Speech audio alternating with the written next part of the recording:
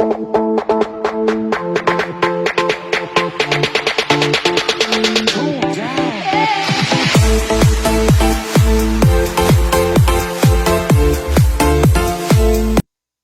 un lindo y maravilloso día. Les saluda afectuosamente Eliseo Muñoz Mena.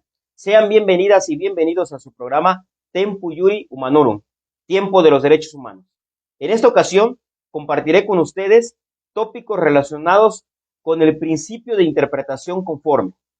Es importante mencionar que el principio de interpretación conforme tiene su fundamento constitucional en el artículo 1, párrafo 2 de nuestra Carta Magna Federal, que a la letra dice: las normas relativas a los derechos humanos se interpretarán de conformidad con esta Constitución y los tratados internacionales de la materia, favoreciendo en todo tiempo a las personas la protección más amplia.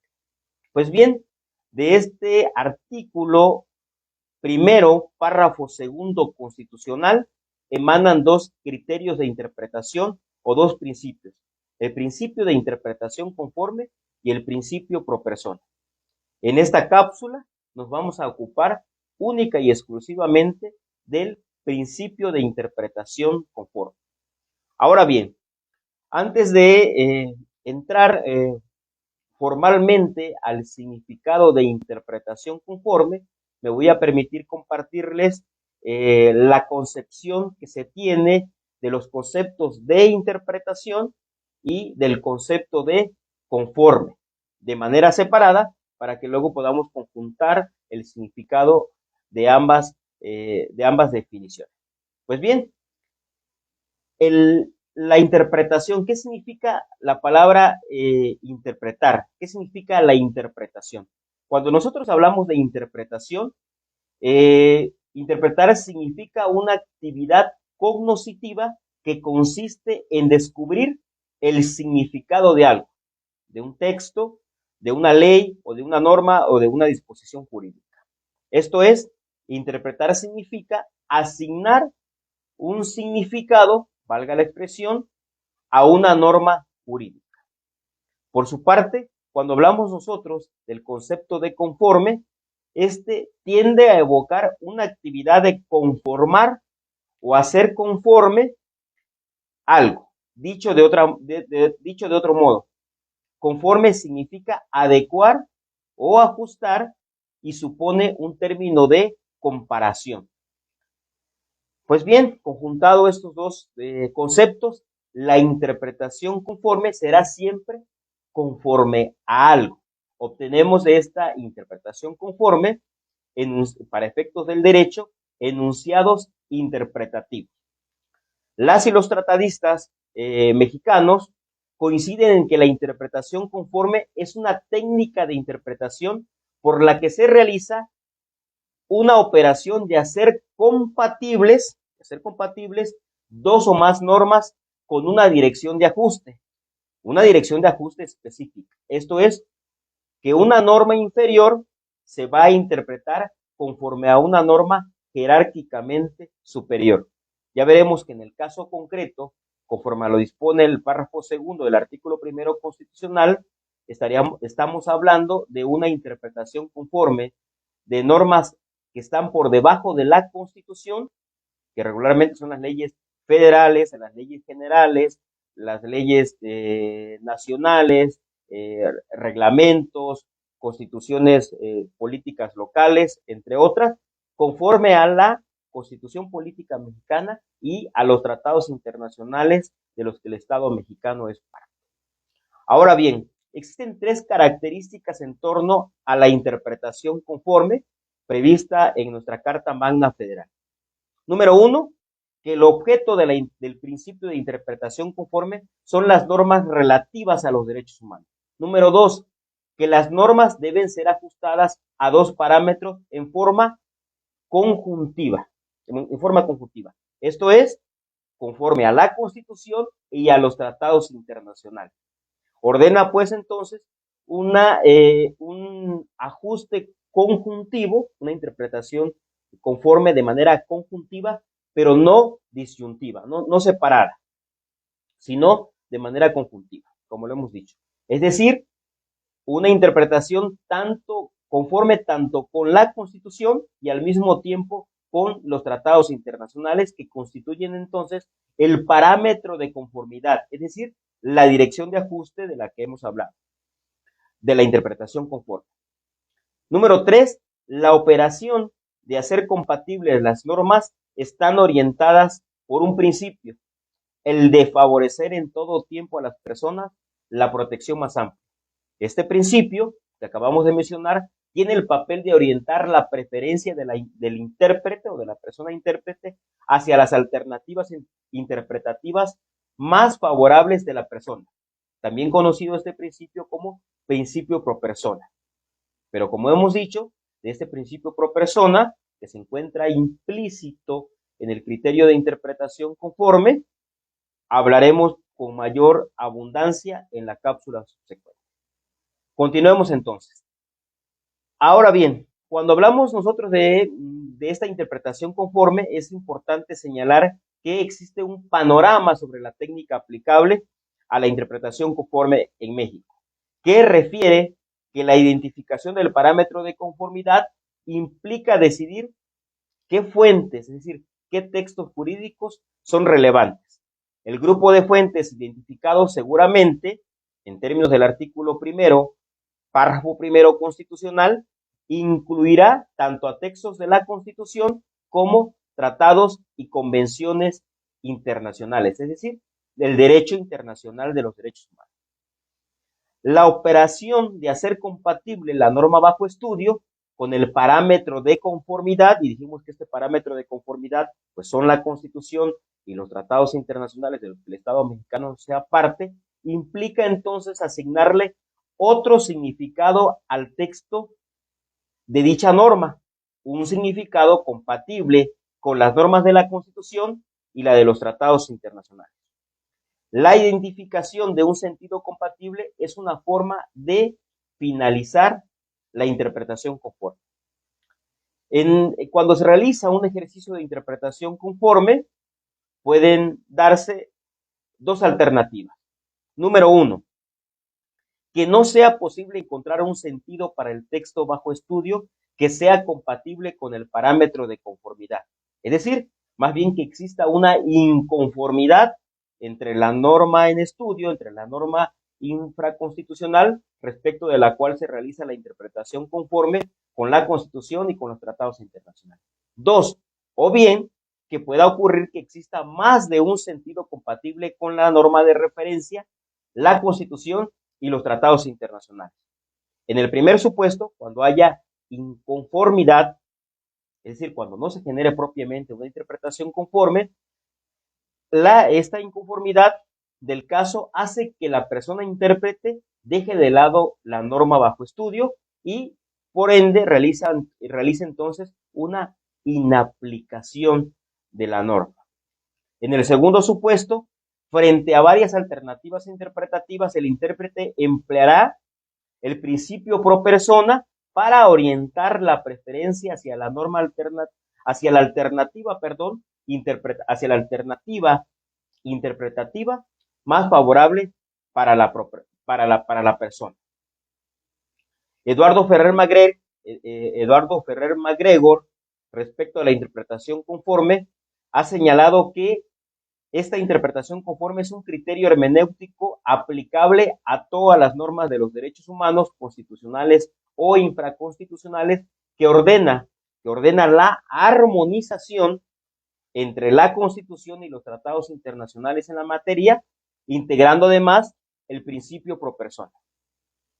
Ahora bien, para efectos de ilustrar o de poder aterrizar o materializar un ejemplo práctico en torno a la interpretación conforme, me voy a permitir compartirles un criterio jurisprudencial que a la letra dice: intereses moratorios usurarios. La interpretación conforme de la ley, veremos que se refiere a la Ley General de Títulos y Operaciones de Crédito, con la Constitución Política de los Estados Unidos Mexicanos y con la Convención Americana sobre Derechos Humanos, de manera oficiosa, no debe ser exclusiva de la materia mercantil. Esto atendiendo a que existe un criterio en materia mercantil que ha sido la génesis en el estudio de la interpretación conforme respecto de intereses moratorios usurarios que contravienen a la Constitución y a la Convención Americana sobre Derechos Humanos, como veremos seguidamente. Ahora bien, entonces lo que nos señala este criterio jurisprudencial es de que la interpretación conforme de la ley con la Constitución Política de los Estados Unidos Mexicanos y con la Convención Americana, de manera oficiosa, dice, refiere, afirma, no debe ser exclusiva de la materia mercantil, ya que la usura también puede darse en contratos de naturaleza civil. Dentro de los argumentos, dentro de la parte argumentativa de este criterio jurisprudencial, se señala que el artículo primero de la Convención Americana, el artículo primero, perdón, de la Constitución Política de los Estados Unidos Mexicanos establece que todas las autoridades del ámbito de sus competencias, en términos del artículo primero, párrafo tercero, tienen la obligación de promover, respetar y garantizar los derechos humanos. Por una parte, mientras que el artículo 21, numeral 3 de la Convención Americana sobre Derechos Humanos prohíbe la usura por considerarla una forma de explotación del hombre por el hombre, que contraviene el derecho humano a la propiedad, razón por la cual la primera sala de la Suprema Corte de Justicia de la Nación, al resolver las diversas contradicciones de tesis, derivaron dos jurisprudencias que se mencionan en este criterio jurisprudencial de manera implícita, pero que a su vez también podemos estudiar de manera independiente. Esto es, las jurisprudencias 46 y 47 diagonal 2014, publicadas en el Semanario Judicial de la Federación, de los títulos y subtítulos que a continuación expreso. Criterio jurisprudencial o jurisprudencia número 46. A la letra dice, pagaré.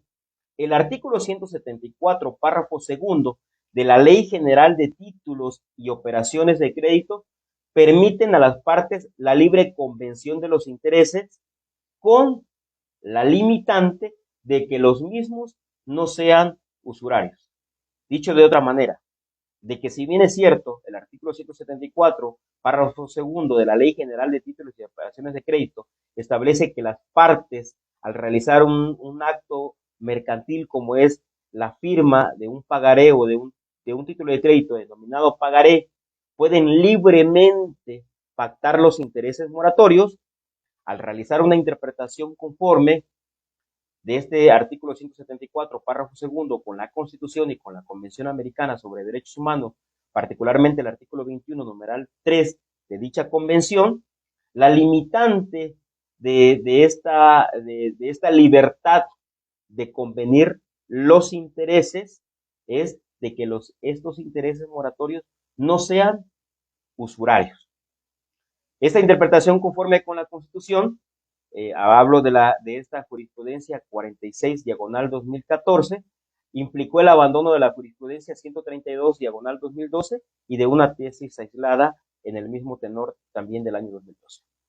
Entonces, aquí ahondamos en esta jurisprudencia 46 diagonal 2014.